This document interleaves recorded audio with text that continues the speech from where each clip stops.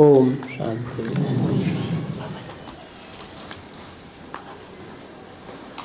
आज का प्रातः क्लास है 13 सितंबर 1967।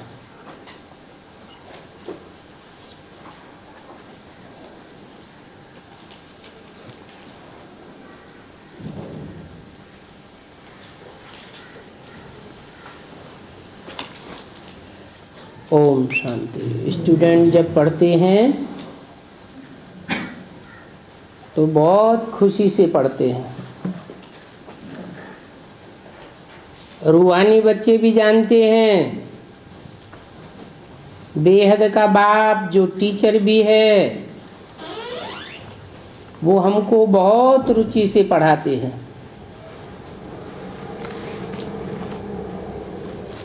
उस पढ़ाई में तो बाप अलग होता है।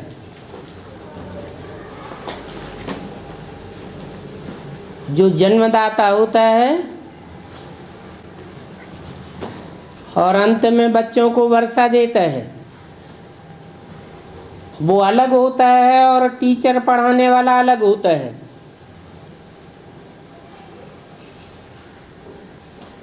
अगर कोई बाप ही टीचर होता है तो भी बहुत रुचि से पढ़ाते हैं, क्योंकि उनका फिर भी ब्लड कनेक्शन होता है। वो तो है हद का ब्लड कनेक्शन, एक जन्म का। और यहाँ तो है बेहद का ब्लड कनेक्शन। बेहद का ब्लड कौन सा होता है?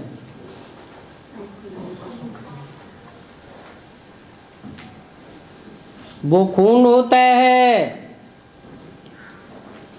स्थूल खून स्थूल नसों नाड़ियों में दौड़ता है।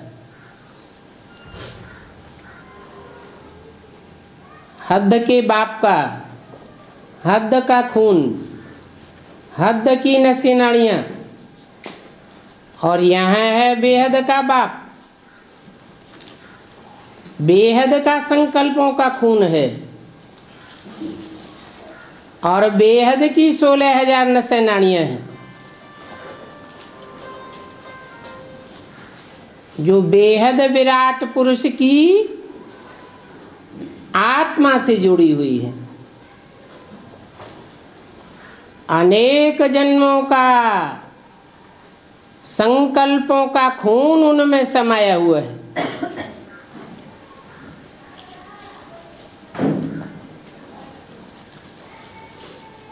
बाप तो एक ही जन्म में आते हैं,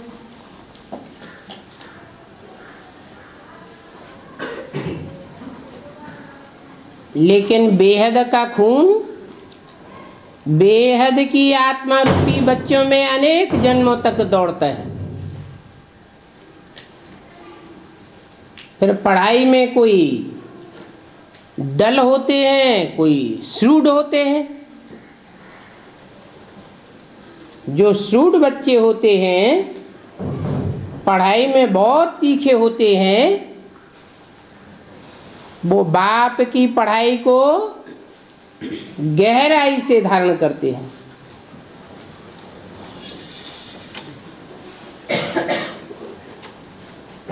बाप अथवा टीचर भी समझ करके बहुत रुचि से पढ़ाते हैं।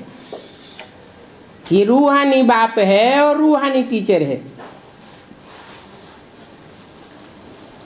और तुम सभी बच्चे रूहानी बच्चे हो, रूहानी स्टूडेंट हो। यहाँ बाप ही अपने बच्चों को पढ़ाते हैं।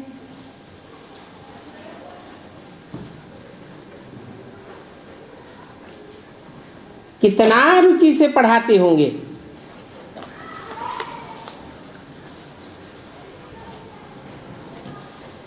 क्योंकि अपना समझ कर पढ़ाते हैं।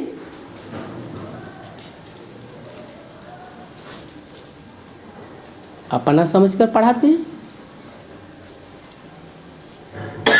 रूहानी बाप के 500-700 करोड़ रूहानी बच्चे नहीं है, वो अपने बच्चे नहीं है क्या हैं? अगर ब्लड कनेक्शन पक्का है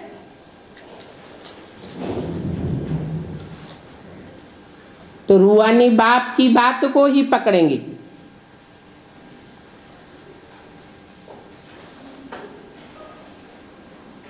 खून स्वच्छ नहीं है, बाप का ही खून नहीं है, मिक्स है, तो जरूर अंतर पड़ जाएगा। यहां तो संकल्पों का खून है,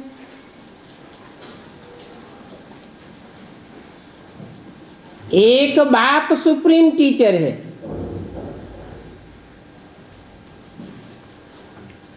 एक टीचर की सुनाई हुई बात को सुनते हैं, पढ़ते हैं, धारण करते हैं, और कोई की तरफ बुद्धि नहीं लगाते।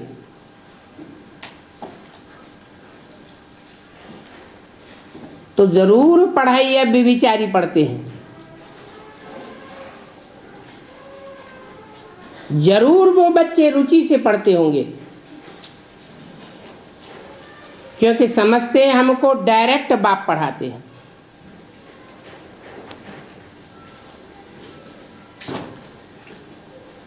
जो बापों का बाप है, सुप्रीम टीचर है,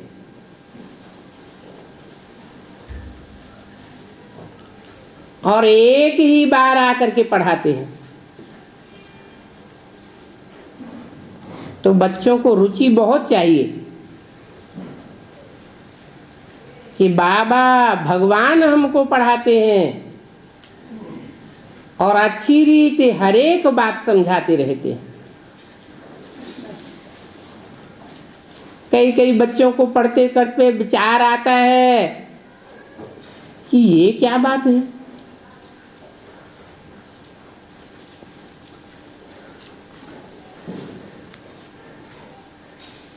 बाप समझाते हैं ड्रामा में ये आवागमन का चक्कर है, परंतु बच्चे सोचते हैं ये नाटक रचा ही क्यों है, इस ड्रामा से हमें क्या फायदा है।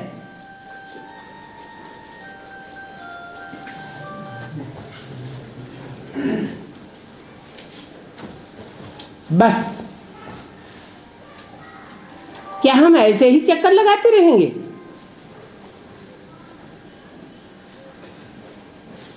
तो कोई बच्चे सोचते हैं कि इस ड्रामा के चक्कर से छूट जावे तो अच्छा है।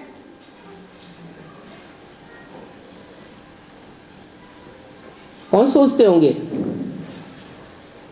कि इस ड्रामा के चक्कर से छूट जावे?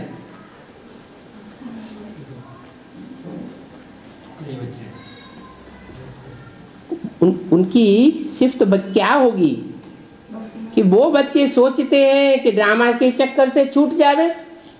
सब तो नहीं सोचते होंगे, तो कौन से बच्चे होंगे जो सोचते हैं कि ड्रामा के चक्कर से छूट जावे? जिनकी बुद्धि में ज्ञान नहीं बैठे, बाप के आने से पहले तो सारी दुनिया की बुद्धि में नहीं बैठा था।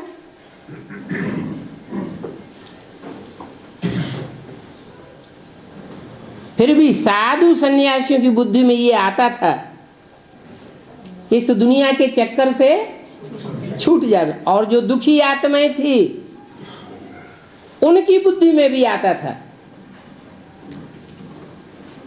कि 84 लाख का चक्कर है, इस चक्कर से हमेशा के लिए आत्मा मुक्त हो जावे। बाकी जो सुखी देवताएं होंगे वो तो नहीं सोचते होंगे कि इस चक्कर से छूट जावे। जब देखते हैं ये तो 84 का चक्र लगाते ही रहना है, तो ऐसे ऐसे ख्यालात आते हैं। भगवान ने ऐसा खेल क्यों रचा है जो हम आवागमन के चक्कर से छूट नहीं सकते? इससे तो अच्छा होता हमको हमेशा के लिए मोक्ष मिल जाती। ऐसे ऐसे ख्यालात कई बच्चों को आते हैं। इस आवागमन से, दुख सुख से छूट जावे, परंतु बाप कहते हैं ये तो हो ही नहीं सकता कि कोई आत्मा सदा काल के लिए आवागमन के चक्कर से छूट जावे। भगवान बाप के लिए कहते हैं संभवामि युगे युगे, हर युग में आता है। कल्प कल्प लगी प्रभु अवतारा, हर कल्प में आता है। तो ये कैसे हो सकता है कि भगवान बाप इस चक्कर में बंधा रहे और बच्चे हमेशा के लिए छूट जाए? तो बाप कहते हैं ये कब नहीं हो सकता। अगर ऐसा हो फिर तो पुरुषार्थ करना ही व्यर्थ हो जाता। बाप ने समझाया है एक भी आत्मा इस चक्र से छूट नहीं सकती। आत्मा में कितना अविनाशी पार्ट भरा हुआ है। आत्मा भी अविनाशी और उसका पार्ट भी अविनाशी है। अगर आत्मा विनाशी होती तो पार्ट भी विनाशी हो जाता।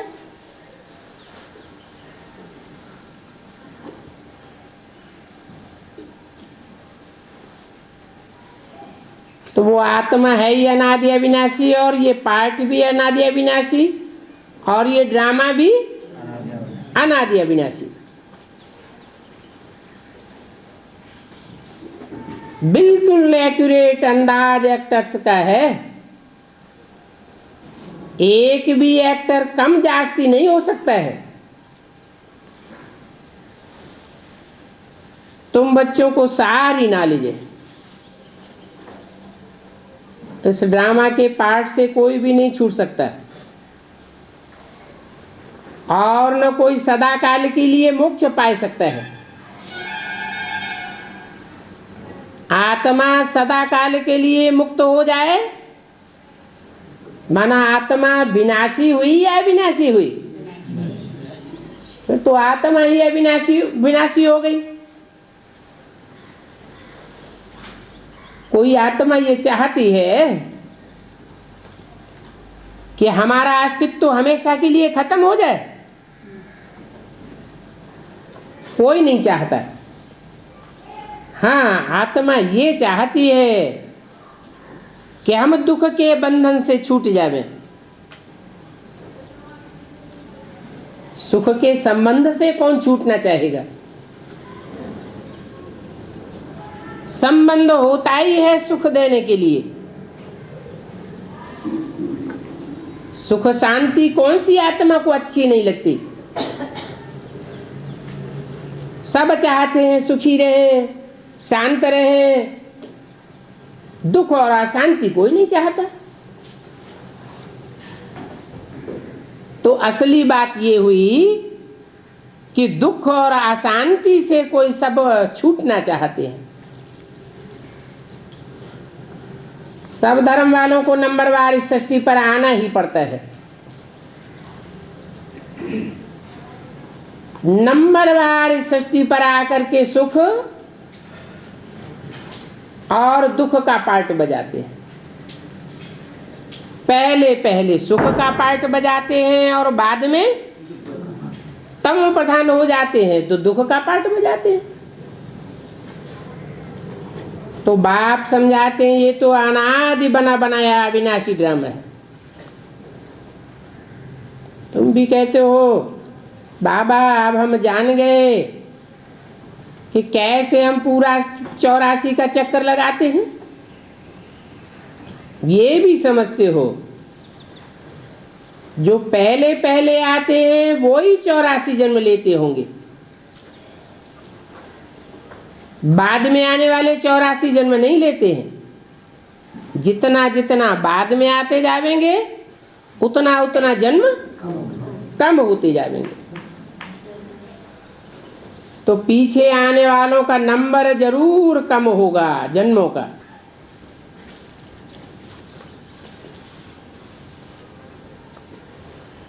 और यहाँ ड्रामा में छुट्टी की तो बात ही नहीं है, यहाँ तो पुरुषार्थ करने का है। बाप आकर पढ़ाते हैं, बच्चे खुशी से पढ़ते हैं, बाप टीचर बनकर पढ़ाते हैं, तो इसमें छुट्टी की तो बात होना ही नहीं चाहिए।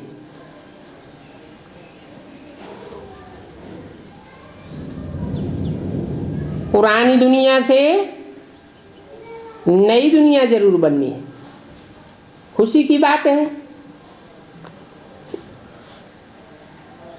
बाबा हर बात बार बार समझाते रहते हैं,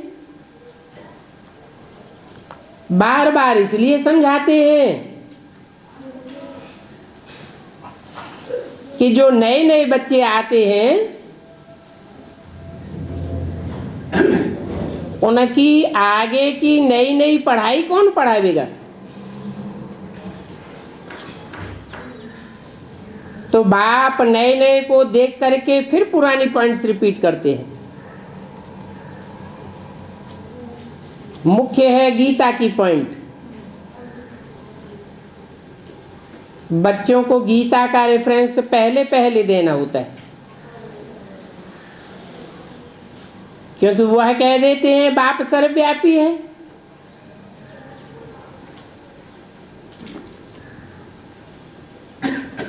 गीता में भी उन्होंने साबित किया हुआ है कि भगवान बाप सर्वव्यापी है।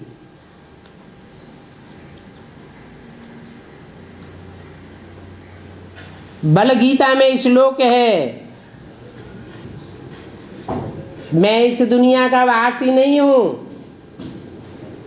सूरज चांद सितारों से परे जो मेरा परम धाम है मैं वहां का वासी हूं।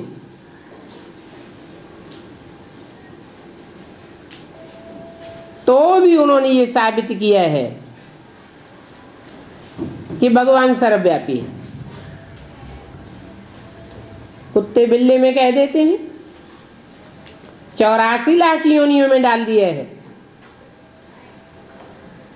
क्योंकि जो जो साक्षात्कार करते हैं गणेश का, हनुमान का, अथवा जिसकी भी पूजा करते हैं तो उनका साक्षात्कार हो जाता है। तो वो समझते हैं कि हाथी में, बंदर में, सब में भगवान है, कच्छ मच्छ में अवतार है।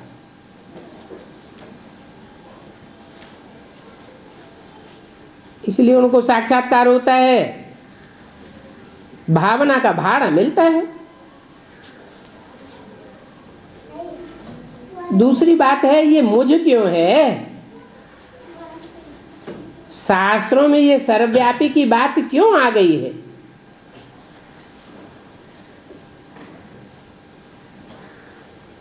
यहां तो तुम बच्चे बैठे हो,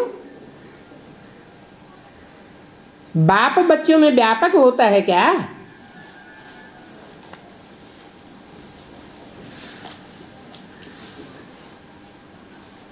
बाप कोई कोई अचानक शरीर छोड़ते हैं तो अपने बच्चों में प्रवेश करते हैं, तो समझते हैं कि परमात्मा भी सब में व्यापक होगा। ये नहीं सोचते कि जो मनुष्य बाप होते हैं मनुष्यों के, वो तो अचानक शरीर छोड़ते हैं तो सूक्ष्म शरीर के बंधन में आ जाते हैं। और ये तो रूहानी बाप है, रूहों का बाप।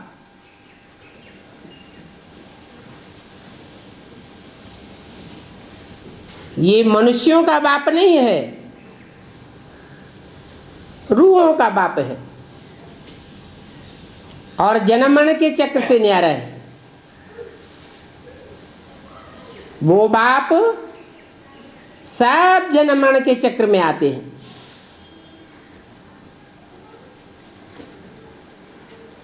और ये बाप तो जन्म मरण के चक्र में ही नहीं आता,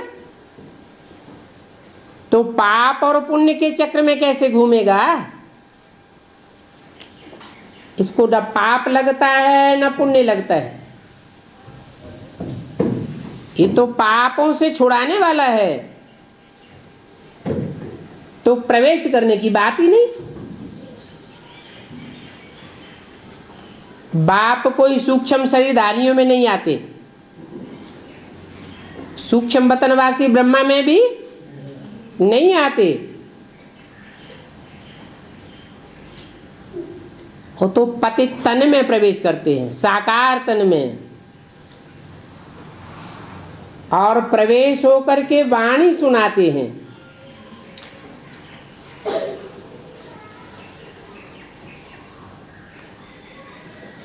और सब बाप तो प्रवेश भी नहीं करते हैं। लौकिक दुनिया में जितने बाप होते हैं वो सब क्या अकाले मौत होती है उनकी? अचानक मौत सब बापों की तो होती नहीं। अचानक मौत तो उन्हीं आत्माओं की होती है जिनके पापों का भार बहुत बढ़ जाता है, तो थोड़े समय के लिए सूक्ष्म शरीर धारण कर लेते हैं ताकि पापों का बोझा हल्का हो जाए। तो सब बाप तो प्रवेश भी नहीं करते हैं।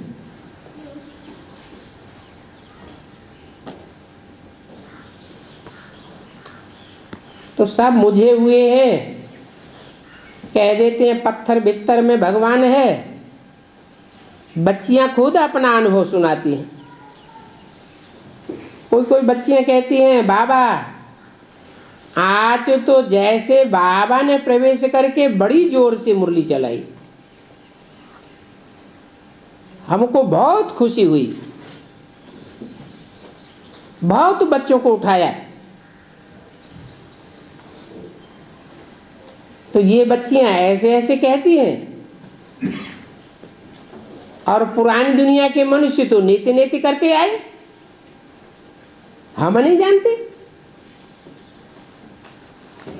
दुनिया में कोई भी ऐसा मनुष्य नहीं है जो रचयिता और रचना के आदि मध्यंत को जानता हो जैसे तुम अभी जानते हो। तुम्हारी बुद्धि में तो अभी सारी नॉलेज है, तुम जानते हो शुरू से लेकर कैसे कैसे हम पार्ट बजाते आए हैं। हमने ही पूरे 84 का चक्र का पार्ट बजाया है, तो हमारी बुद्धि में परमात्मा बाप की बात जल्दी बैठ जाती है।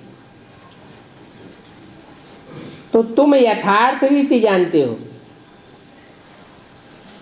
वो नहीं जानते। कौन? जो दूसरे दूसरे धर्म गुरुओं को, धर्म पिताओं को अपना बाप समझे बैठे।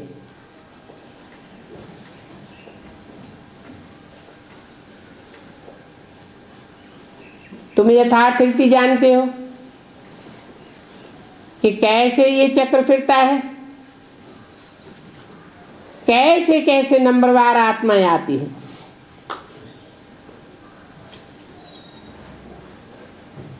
एक्टर्स की कैटेगरीज है,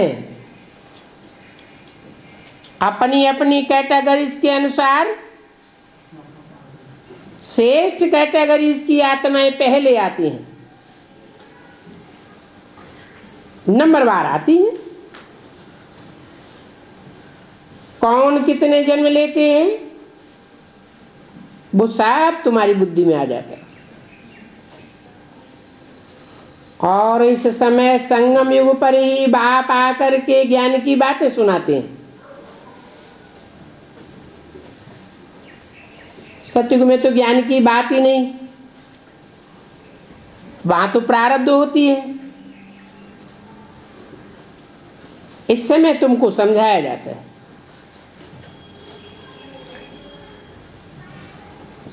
गीता में भी आदि में और अंत में मन मना भव की बात आती है। क्यों?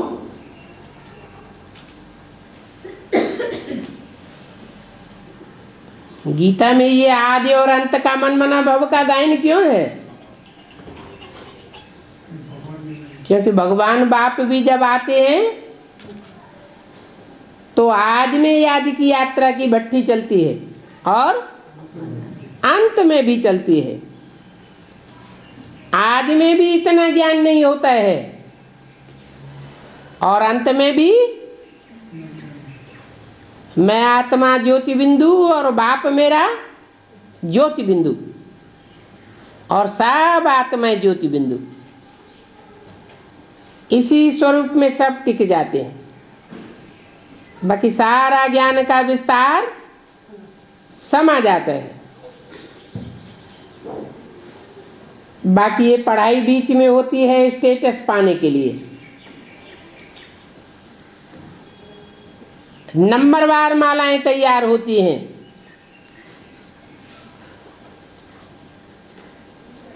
अपना अपना स्टेटस बन जाता है। 500 करोड़ की भी माला है, उसमें नंबरवार स्टेटस हो जाते हैं। जो राजा रानी बनते हैं वो तो अभी बहुत पुरुषार्थ करते हैं और धर्म वालों को समझाया जाता है कि तुम सब नंबरवार आते हो। धर्म स्थापक के पिछाड़ी सबको आना होता है।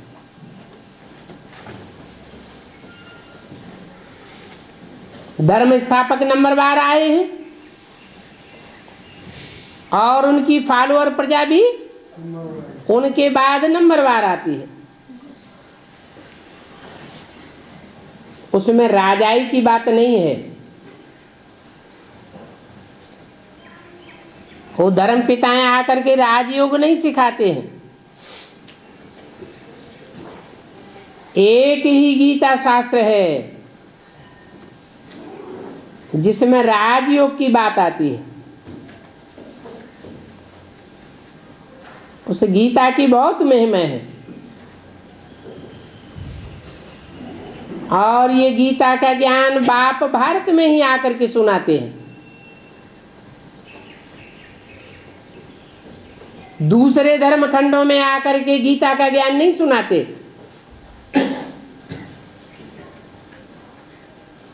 और भारतवासियों की खास सदगति करते हैं,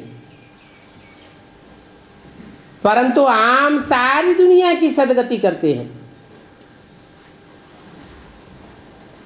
वो धर्म स्थापक आते हैं, वो जब शरीर छोड़ते हैं तो उनके पिछाड़ी बड़ा तीर्थ है बनाए देते हैं, दिखाते हैं। यादगार बनाए देते हैं, तीर्थ स्थली बनाए देते हैं। 1367 की वाणी का दूसरा पेज। वास्तव में वो कोई तीर्थ नहीं है। क्यों? और धर्म स्थापकों के शरीर छोड़ने के बाद जो तीर्थ स्थान बनाए हुए हैं वो तीर्थ क्यों नहीं है? क्योंकि तीर माने किनारा, थ माने स्थान, किनारे लगाने वाला स्थान, अर्थात एक ठिकाना देने वाला स्थान। वो धर्म पिताओं को खुद ही ठिकाना नहीं मिलता तो अपने फॉलोअर्स को ठिकाना कहां से देंगे? असली ठिकाना, असली किनारे लगाने वाला बाप है। सबको आकर के एक ठिकाने लगा देते हैं। सबकी आत्मा मन बुद्धि रूपी परम धाम बाप के घर में ठिकाने लग जाती है। तो वास्तव में सबका तीर्थ पहले तो ये भारत बनता है। भारत में भगवान आते हैं तो सारी दुनिया के मनुष्य मात्र की बुद्धि को ठिकाना कहाँ मिलता है? भारत में ठिकाना मिलता है। जहां बेहद का बाप आते हैं, बाप ने भारत में ही आकर के सर्व की सदगति की है, सारी दुनिया की सदगति की। बाबा कहते हैं तुम मुझे लिबरेटर गाइड कहते हो ना, दुख दर्दों से अशांति से लिबरेट करता हूं।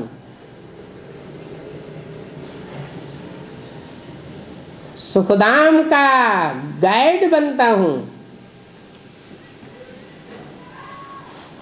हम तुमको इस पुरानी दुनिया दुख से लिबरेट कर शांति धाम सुखधाम ले जाता हूं। बच्चे समझते हैं हम वाया शांति धाम सुख धाम जावेंगे। कौन जावेंगे? जो बाप के रूहानी बच्चे हैं, जो रूहानी स्टेज को धारण करते हैं पुरुषार्थ करके,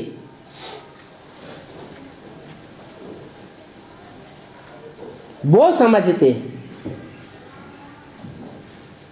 क्या समझते हैं?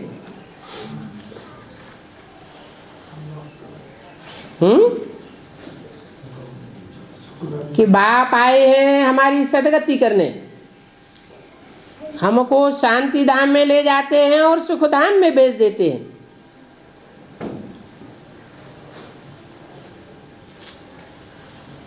बाकी सब शांति धाम में रह जाएंगे और हम शांति धाम से सुख धाम आवेंगे।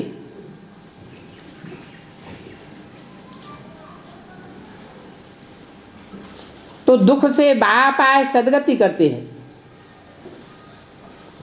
जो भी धर्म स्थापक और उनकी संस्थाएं हैं वो सब यहाँ ही हैं। कहाँ?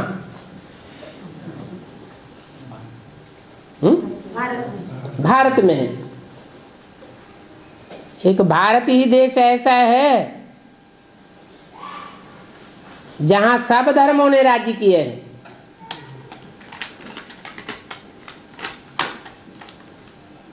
सब धर्मों की यादगार यहां बनी हुई है।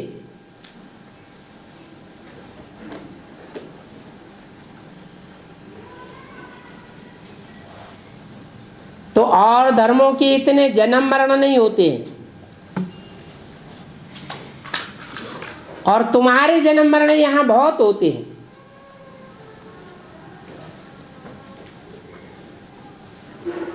उनका तो बाप आया फिर चला जाएगा,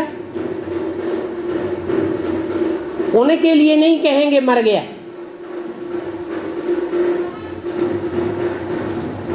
जैसे शिवानंद के लिए कहते हैं शरीर छोड़ दिया।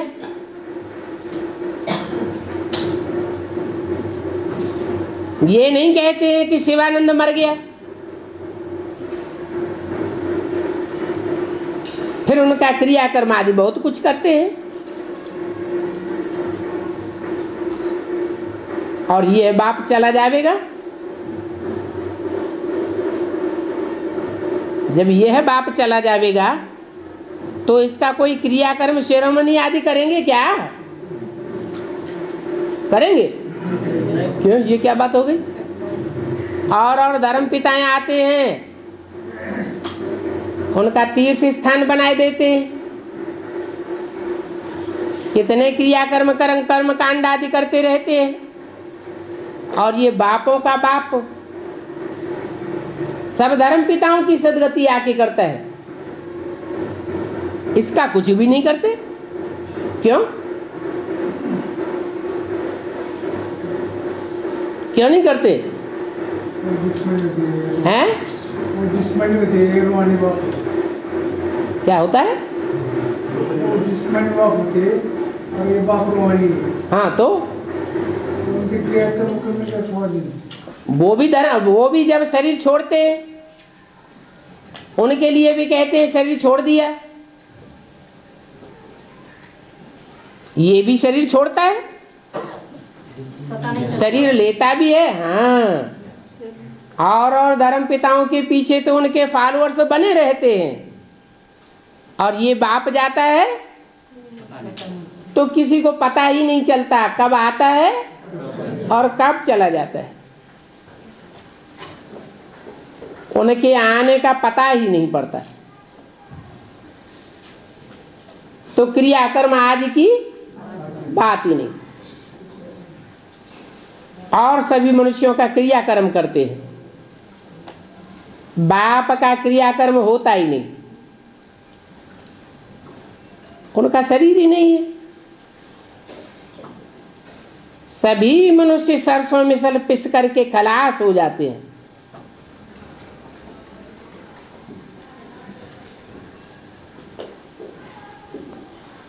सत्युग में ये ज्ञान भक्ति की बात नहीं होती है।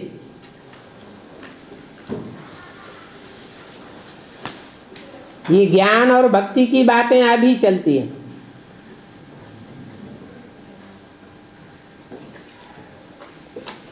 और अभी तक सभी ने भक्ति ही सिखलाई है। जन्म जन्मांतर तुम भक्ति ही सीखते चले आए हो, क्रिया कर्म कांड आदि करते चले आए हो। बाप आकर ज्ञान देते हैं। आधा कल्प चलती है भक्ति, और ये भक्ति है आती है रावण से। जब से रावण राज्य शुरू होता है भक्ति शुरू होती है।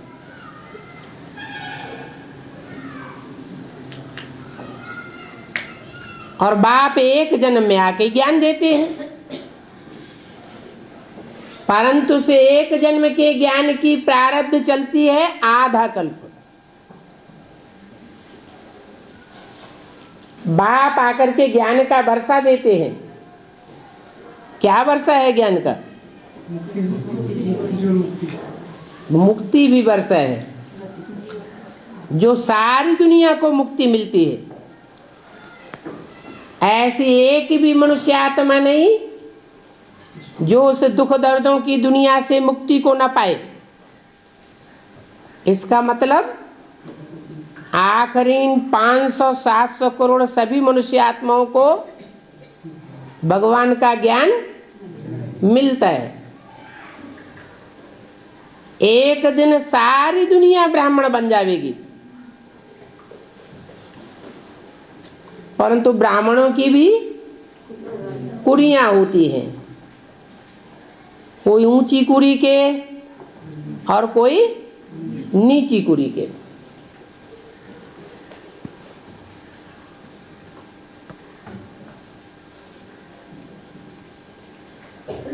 तो तुम्हारी बुद्धि में है कि बाप आकर के ज्ञान का वर्षा देते हैं। ज्ञान का वर्षा है सुख और शांति, मुक्ति और जीवन मुक्ति। परंतु ज्ञान वहां साथ में नहीं चलता है। कहाँ? न शांति धाम में ज्ञान साथ में चलता है और न सुख धाम में ज्ञान साथ चलता है। वहां बाप को याद करने की दरकार ही नहीं है।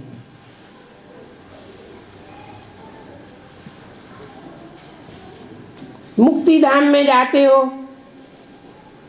वहां याद करना होता है क्या?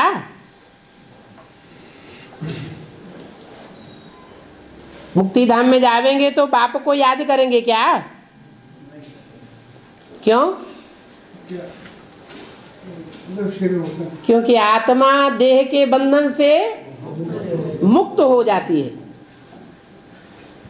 5 तत्वों से बनी देह के बंधन का मोह नहीं रहता। सुखधाम में भी देवताओं को 5 तत्वों से बनी हुई देह का कोई मोह नहीं होता। देह के बंधन से आत्मा मुक्त होती है जब चाहे शरीर छोड़ती है स्वेच्छा से।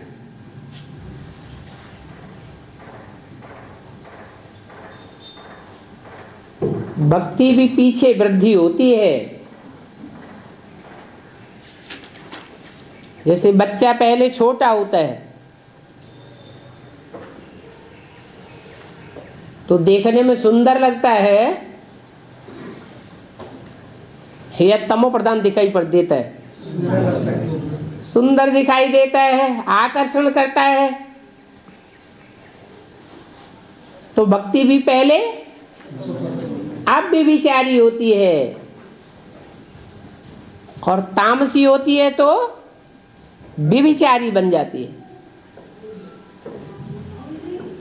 जब वृद्धि होती है विविचारी बन जाती है तो दुनिया की बहुत ढेर सारी आत्माएं भक्ति को छोड़ देती हैं। कोई चीज तामसी बनती है तो उतना आकर्षण नहीं करती, और सात्विक होती है तो बहुत आकर्षण करती है।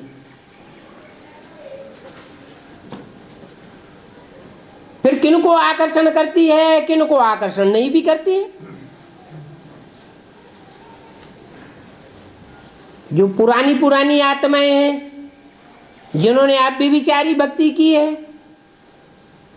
उनको अंतिम जन्म में भक्ति आकर्षित नहीं करती है, और जो नई नई आत्माएं अभी उतर रही हैं उनको आकर्षित करती है।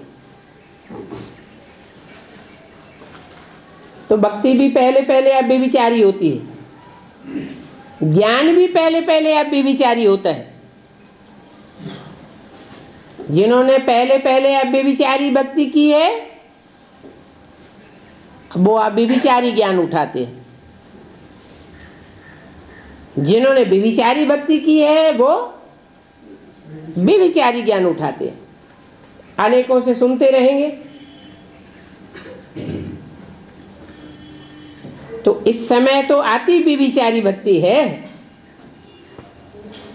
इसको रौरव नरक कहा जाता है। एकदम तीखे में तीखा नरक है। कौन बनाता है? रावण कौन?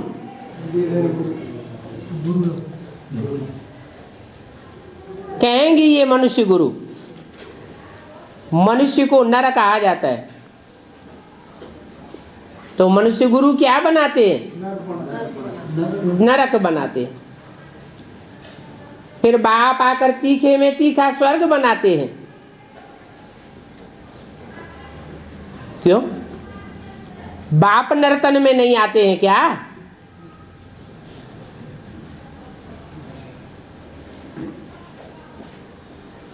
बाप भी तो नर्तन में आते हैं। फिर वो आकर के तीखे में तीखा नरक क्यों बनाते हैं, और बाप आते तो तीखा में तीखा स्वर्ग कैसे बन जाता है? हैं? क्योंकि बाप जिस तन में आते हैं सबसे पहले उस तन की स्वस्थिति बनती है। तनधारी स्वस्थिति में स्थित हो जाता है, और जितना जितना तीखे रूप में स्वस्थिति में स्थित होता जाएगा उतना उसके वाइब्रेशन तीखे होते जाएंगे। मनुष्य मात्र संसर्ग संपर्क में आने मात्र से अनुभव करेगा कि हम कहाँ आ गए। इसलिए यादगार बनाई हुई है पारसनाथ का मंदिर।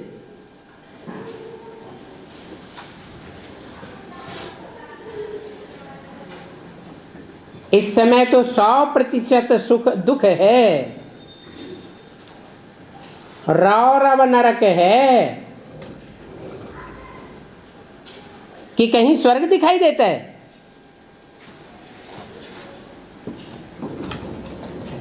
कोई कोई है जो समझते हैं कि हम तो जैसे स्वर्ग में हैं,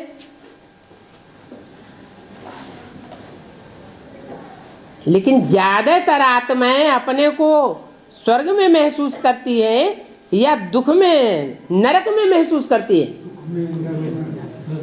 नरक में महसूस करती है।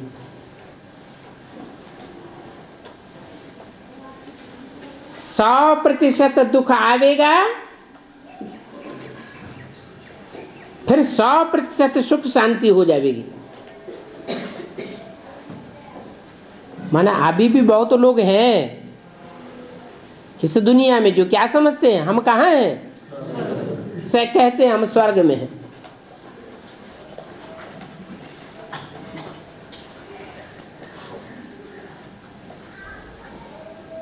समझाने में ये बातें बड़ी सहज हैं। अभी तुम समझते हो रचना के आदि मध्य अंत को बाप द्वारा हम जान गए हैं।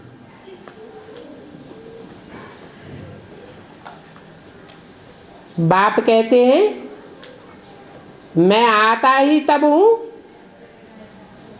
जब नई दुनिया की स्थापना करके पुरानी दुनिया का विनाश करना होता है।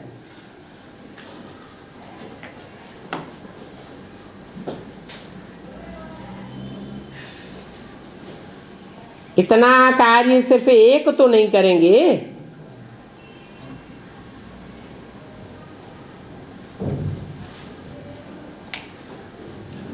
इस दुनिया को हेल कहा जाता है। अकेला चना भाड़ फोड़ेगा क्या?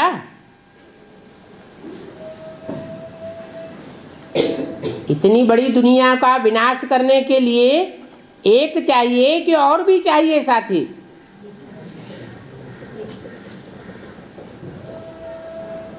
खुदाई खिदमतगार बहुत चाहिए।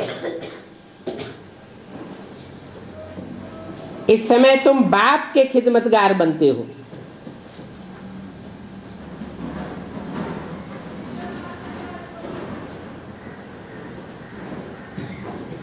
वो मनुष्य गुरुओं के खिदमतगार बनते हैं।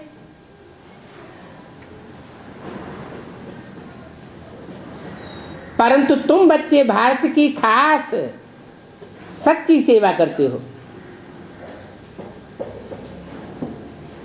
और सच्चा बाबा ही सच्ची सेवा सिखलाते हैं।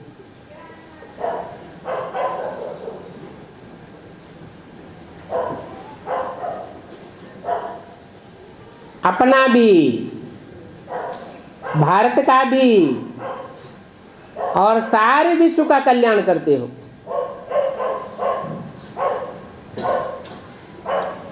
तो ये कल्याण का काम कितना रुचि से करना चाहिए?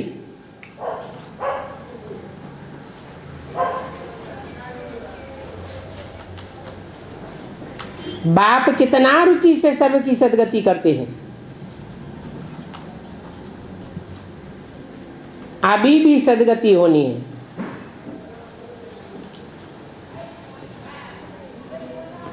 जरूर ये है शुद्ध अहंकार, शुद्ध भावना। और तुम जो सच्ची सच्ची सेवा करते हो, परंतु वो गुप्त सेवा है। अंदरूनी सेवा है। तुम कोई सेवा का दिखावा नहीं करते हो।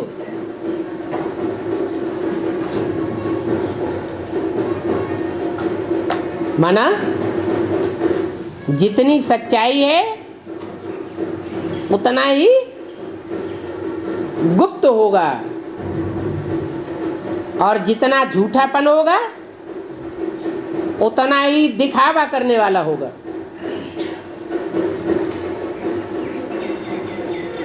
आत्मा गुप्त पुरुषार्थ करती है शरीर द्वारा। तुमसे बहुत पूछते हैं तुम ब्रह्मा कुमार कुमारियों का उद्देश्य क्या है?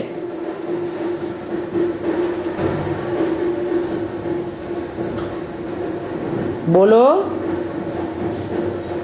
ब्रह्मा कुमार कुमारियों का उद्देश्य है विश्व में सतयुगी सुख शांति का राज्य स्थापन करना। हम हर 5,000 वर्ष के बाद विश्व में शांति श्रीमत पर स्थापन करते हैं।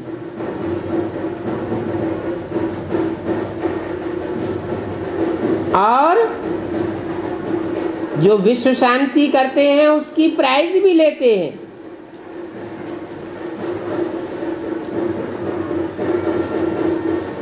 विश्व में शांति होती है, हम विश्व का राजभाग भी लेते हैं।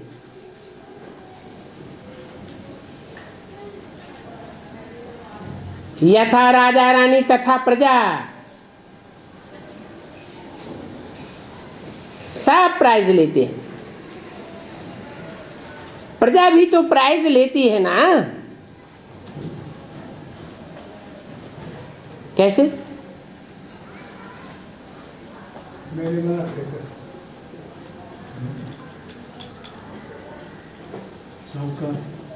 जैसे कोई परिवार होता है, परिवार में कोई बहुत बड़ी दुकान है बाप की, बाप दुकान पर बैठेगा तो कहेगा मेरी दुकान, और प्रजा बच्चों को कहा जाता है। कोई बच्चा दुकान पर बैठेगा तो क्या कहेगा? मेरी दुकान। तो सबको अपनापन महसूस होता है। छोटा बच्चा भी कहेगा मेरा बाप, और बड़ा बच्चा भी कहेगा मेरा बाप। लौकिक दुनिया में होते हैं स्थूल खून के बच्चे और स्थूल खून के बाप, और यहाँ है बेहद का रूहानी खून और रूहानी बाप के रूहानी खून वाले रूहानी बच्चे। तो जो भी प्रजा होगी पहले जन्म की संगम युग में,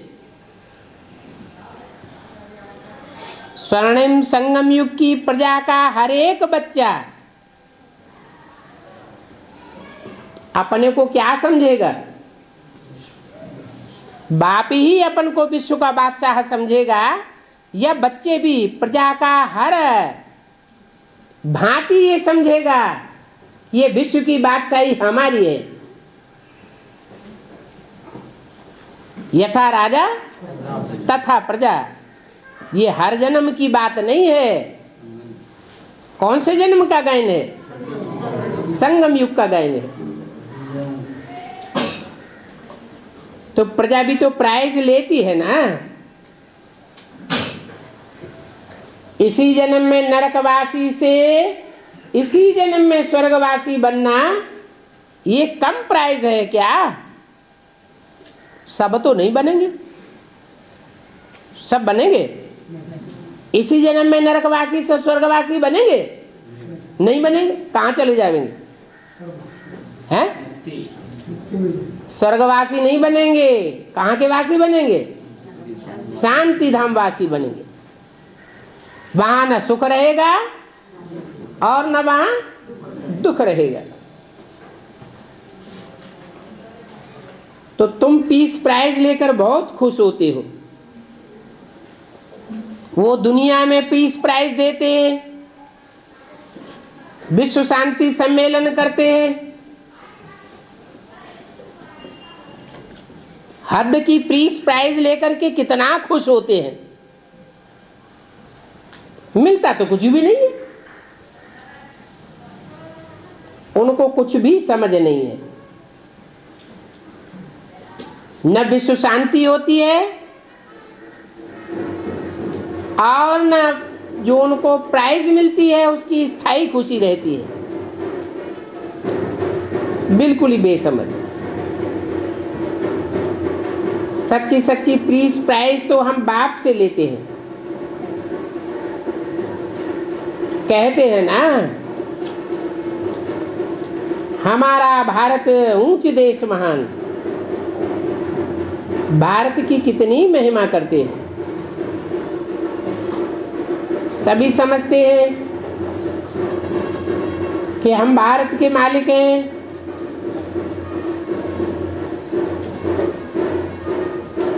परंतु वो मालिक हैं कहाँ? आज मालिक बनते हैं, कल कुर्सी से नीचे उतार दिया जाता है। अभी तुम बच्चे जानते हो, हम बाबा की श्रीमत पर सत्य का राज्य स्थापन करते हैं। तुम्हारे पास हथियार पवार आदि कुछ भी नहीं है, हम सिर्फ दैवी गुण धारण करते हैं। इसलिए तुम्हारा गायन होता है। वो हथियार पवार चलाते हैं, उनका तो शास्त्रों में गायन नहीं है, परंतु झूठी कहानियां लिख दी है तो समझते हैं कि ऐसा ऐसा युद्ध किया होगा।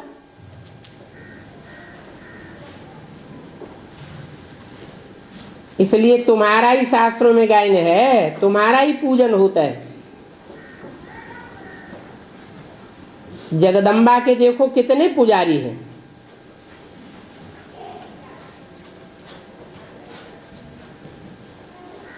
परंतु इसमें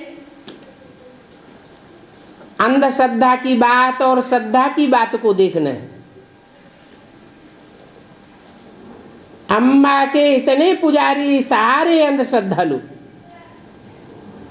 अम्बा कौन है, ब्राह्मण कौन है, ब्राह्मण से देवता कौन बनते हैं ये भी पता नहीं है। ये अम्बा भगवान तो नहीं है। अम्बा भी तो ब्राह्मणी ही है ना।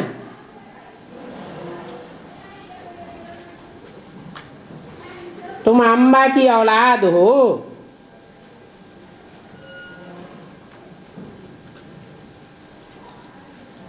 अम्बा कहो ब्रह्मा कहो, ब्रह्मा आदिदेव उनकी बेटी है अम्बा। किनकी है? अरे दो बताए ना, ब्रह्मा और आदिदेव, उनकी बेटी है अम्बा। किनकी बेटी? आदिदेव की। काली, दुर्गा, सरस्वती आदि आदि नाम बहुत रख दिए हैं। यहां भी कहां? यहां माने कहां? माउंट आबू में। ये मुरली कहाँ की चली हुई है? माउंट आबू में। यहां भी नीचे अम्बा का छोटा सा मंदिर है। नीचे क्यों बताया?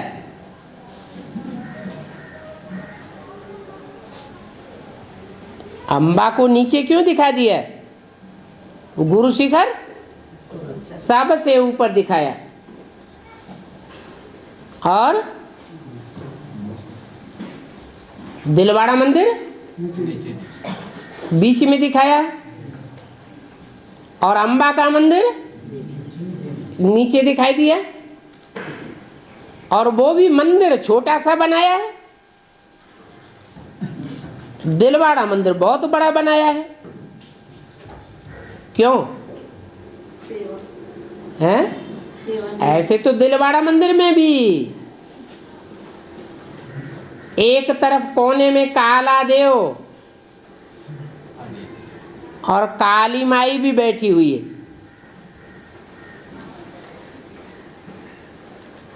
और मुख्य स्थानों पर तपस्या में बैठे हुए ब्राह्मण सो देवता ऊपर दिखाए गए। तो अम्बा का मंदिर छोटा क्यों बनाया और नीचे क्यों बनाया है?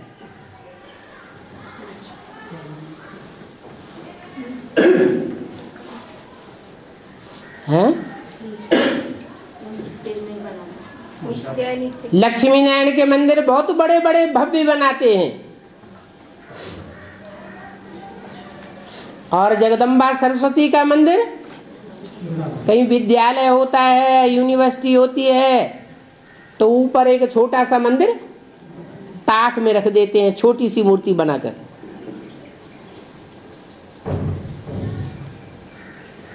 वो भक्त लोग तो अर्थ कुछ भी नहीं समझते। तुम्हारी बुद्धि में तो अर्थ आता है। क्या अर्थ है? हैं? क्या पुरुषार्थ? सेवा नहीं होती। ऊंची स्टेज। हाँ, लक्ष्मी के मुकाबले जगदम्बा की सेवा का स्टॉक कम है। स्थापना का कार्य बड़ा या विनाश का कार्य बड़ा? स्थापना करना ऊंचा काम है, यह है निर्माण का काम। कोई मकान बनाना सहज होता है या गिराना सहज होता है? बनाने में मेहनत लगती है। कोई भी संगठन बनाने में मेहनत लगती है और बिगाड़ने में कोई ज्यादा टाइम नहीं लगता। तो बोला यहां भी नीचे अंबा का छोटा सा मंदिर, शिव के मंदिर जहां कहीं भी बनाएंगे ऊंची टीले पर बनाएंगे, और जगदम्बा का मंदिर नीचे बना दिया है। अंबा को भुजाएं दे दिए हैं, माना शंकर को भुजाएं नहीं दिए हैं और अंबा को भुजाएं दे दिए हैं। भुजा माना मददगार, माना अंबा के बहुत मददगार बन जाते हैं। अंबा कहो, जगदम्बा कहो, ब्रह्मा कहो, अर्थ एक ही है या अलग अलग है? अर्थ एक ही है। इसलिए बोला वास्तव में ये ब्रह्मा तुम्हारी जगदम्बा है। वास्तव में ब्रह्मा क्यों जगदम्बा है?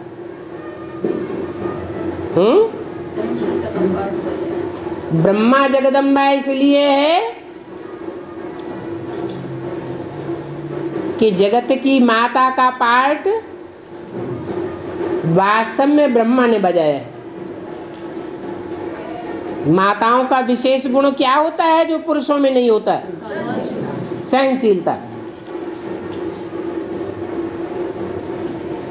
तो वास्तव में ये ब्रह्मा तुम्हारी जगदम्बा है। परंतु इनको अगर तन पुरुष का न होता, स्त्री चोला होता, तो इनकी भी पूजा होती। परंतु पुरुष तन है इसलिए पूजा नहीं होती। जब ये शरीर छोड़ते हैं, कोई स्त्री चोली वाली माता में प्रवेश करते हैं, तो ब्रह्मा की भी पूजा होती है जगदम्बा के रूप में।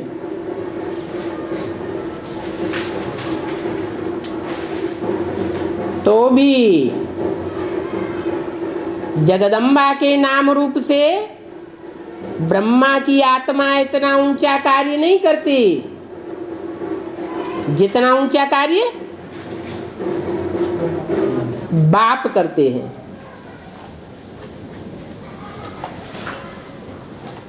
तो गीता माता सदगति करने वाली है या गीतापति भगवान सदगति दाता है? गीतापति भगवान से सदगति होती है। भुजाएं इतनी क्यों दे दी हैं?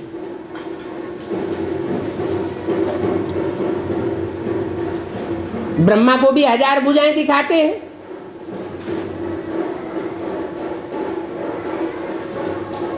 शंकर को 1000 भुजाएं नहीं दिखाते। कोई कारण होगा? क्या कारण है?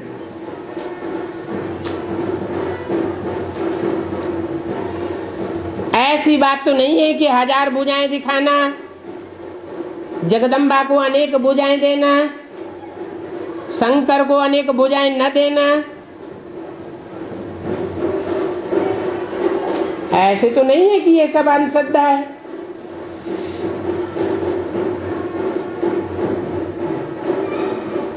चित्रों में चित्रकारों ने पुराने पुराने भित्ति चित्रों में ये चित्र बनाए हैं सतो प्रधान स्टेज में, तो इनका कोई तो अर्थ होगा। अभी तुम अम्बा के पास आए हो,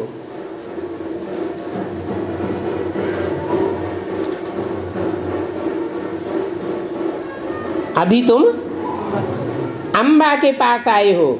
कौन सा सन की वाणी है? 97 की नहीं, 67 की। तो अम्बा के पास आए हो,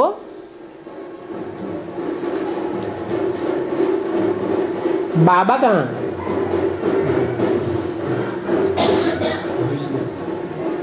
बोला इन्हीं दिनों में बोला, वास्तव में ये ब्रह्मा तुम्हारी जगदम्बा है, परंतु तन पुरुष का है। तो अभी तुम अम्बा के पास आए हो, बाबा कहाँ है? अगर ये जगदम्बा है तो बाबा कहाँ है तुम्हारा? क्या जवाब देंगे? अगर कहें बिंदी प्रवेश करती है शिव ज्योति बिंदु, तो मुरली में बोला साकार और निराकार के मेल को बाबा कहा जाता है। तो पूछा ये जगदम्बा है ब्रह्मा, तो तुम्हारा बाबा कहाँ है? अम्बा से तो बाबा बड़ा होता है। अम्मा या बाबा? बड़ा कौन होता है? बाबा बड़ा होता है। छोटे छोटे बच्चों की दृष्टि में अम्मा बड़ी होती है। बच्चे जब बड़े हो जाते हैं तो बाबा बड़ा होता है। तो इसको कहा जाता है ब्लाइंड फेथ। किसको है? किसको कहा जाता है ब्लाइंड फेथ? हाँ, तथाकथित ब्राह्मण भी क्या समझते हैं? हैं? कि जगत पिता का पार्ट बड़ा नहीं है। किसका पार्ट बड़ा है? ब्रह्मा का पार्ट बड़ा है। ब्रह्मा और कृष्ण ही गीता का भगवान है। इसको कहा जाता है अंधश्रद्धा। तो श्रद्धा विश्वास क्या हुआ?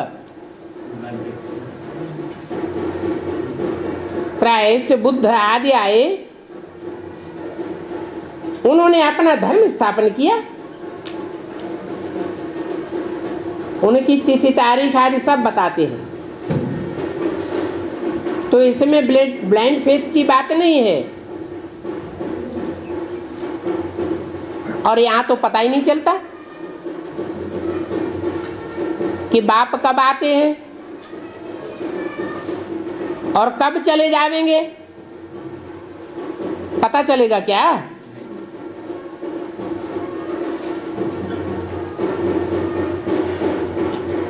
ओम शांति।